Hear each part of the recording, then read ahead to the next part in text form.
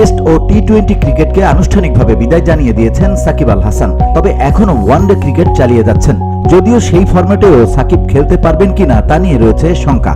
আর এর মধ্যেই সাকিবকে ওয়ানডে র্যাঙ্কিং এর তালিকা থেকে বাদ দিয়েছে আইসিসি। বুধবার সবশেষ আইসিসির র্যাঙ্কিং হালনাগাদ প্রকাশের পর দেখা গেছে এমনটাই।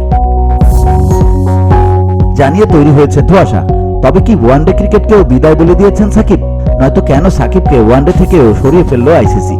এ নিয়ে যখন ভক্তদের মধ্যে চলছে আলোচনা, তখন জানা গেল আসল কারণ।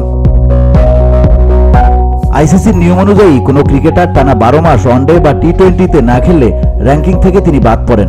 আর টেস্টের ক্ষেত্রে টানা 15 মাস খেলার বাইরে থাকলে নাম কাটা পড়ে র্যাঙ্কিং থেকে। আর এই নিয়মেই বাদ পড়েছেন সাকিব আল হাসান। সাকিব সবশেষ ওয়ানডে খেলেছিলেন 1 বছরের বেশি সময় আগে, 2023 সালের 6 নভেম্বর শ্রীলঙ্কার বিপক্ষে। বিশ্বকাপের ওই ম্যাচের পর আর দেশের হয়ে ওয়ানডে খেলেননি সাকিব। সবশেষ আফগানিস্তানের বিপক্ষে সিরিজেও ছিলেন না সাকিব, যে কারণে এই ওয়ানডে থেকে সাকিবের নাম কেটে দিয়েছে ICC. VIT Bangla news desk.